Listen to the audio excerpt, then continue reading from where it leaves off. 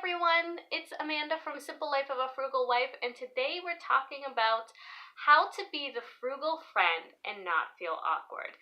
Now, if you haven't subscribed, I'd love for you to do that. You can do that by pushing the button below, and let's get into the video. Now, this subject is pretty near and dear to my heart, just because I lived it for so many years, and I know how hard it can be to be the one in the group where you feel like you're always saying no, or you feel like you're the only one who has no money to do the fun activities, and yeah, it can be really tough sometimes. And sometimes it can even cause us to spend money if we're not strong enough and we don't have a plan. And I've been there. There have been times that I have spent money because I didn't want to be that friend, and I've always regretted it. I tell you, I always regret when I spent money I did not have.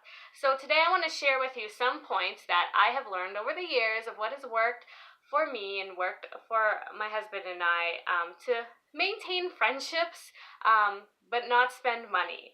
So the first one is when you receive an invitation to something you can't afford, suggest something else instead. So, if someone invites you out for dinner and you can't afford to eat out, invite them out to your house. Or, maybe you can go out for coffee instead of dinner. Maybe you can afford to go out for coffee.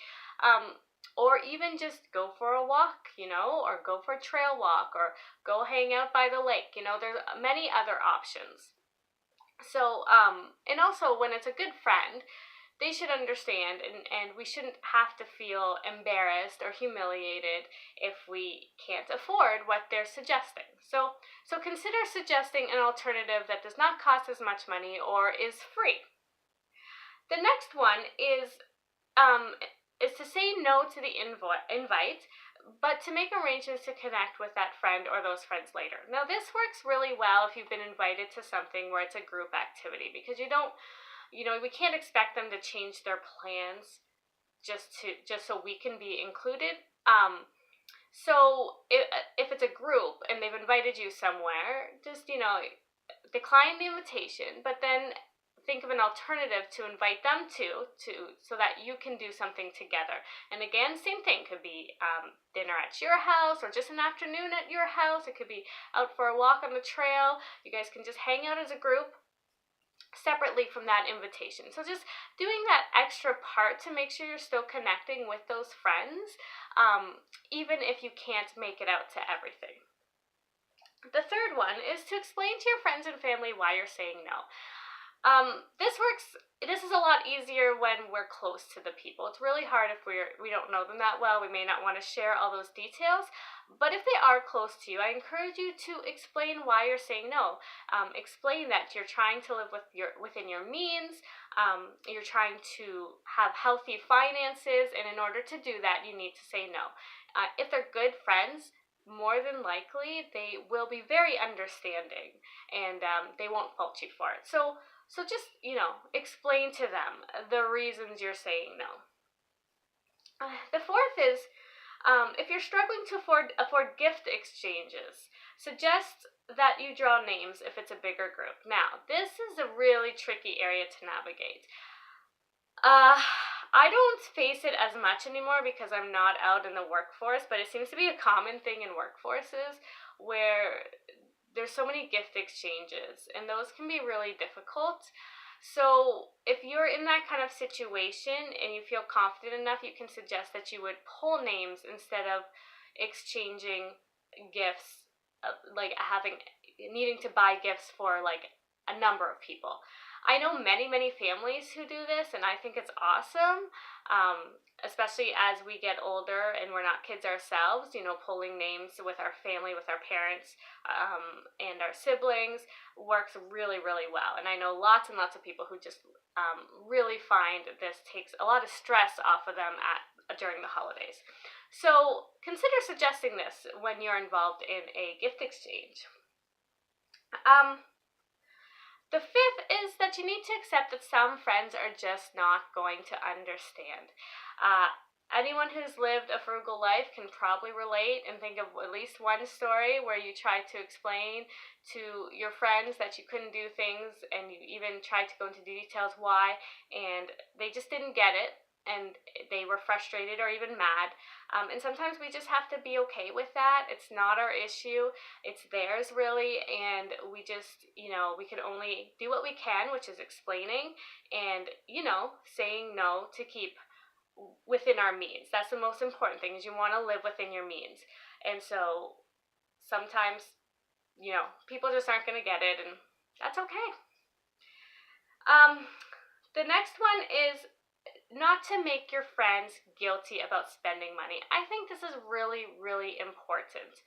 Their finances is not our business. We don't know what they can afford unless they've gone into detail with us, but even then, it is their choice to make, and it is not ours.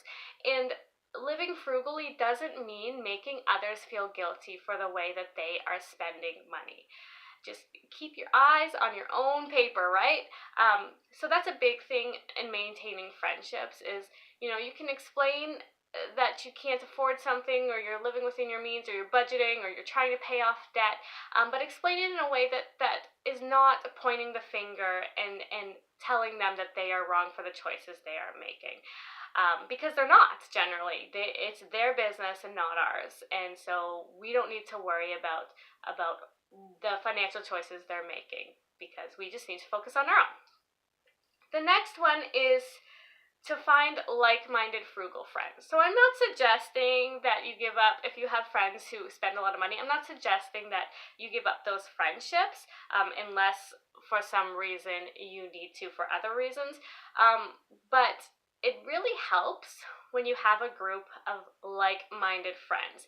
And so if you don't have that, I encourage you to seek that out and have, you can maintain both friendships or both groups or whatever. It really helps. I have discovered in the last couple years, especially, my husband and I have discovered a social circle that is very frugally minded, just like us, and it makes everything a lot easier. The activities we do are bonfires or having dinner at each other's houses. It's not, going out to eat all the time or anything like that. And so it really takes the pressure off because it's not expected of us to do that. So if you don't have, frugal friends, I really encourage you to try and find some, because that will really, really help. And the last one is just to say no matter what the reaction. When it comes down to it, at the end of the day, we are responsible for our own finances, and whether our friends understand, whether they react well or not, it doesn't matter, because if we respond or we spend money or we go out to please others or to fit in or to not lose those friendships, in the end we will pay for it, literally, and it's not worth the sleepless nights. So you gotta say no. Just no matter the reaction, just say no, and remember that you have an ultimate goal for your finances, and keep your eye on that goal, and in the end it will be worth it. So that's basically all I have to share today. If you are in that situation where you are the frugal friend, I do want to encourage you to stay the course, focus on your financial goals, and just keep at it, because it is worth it. If you have any comments or questions, be sure to leave them below, and I look forward to seeing you in the next video.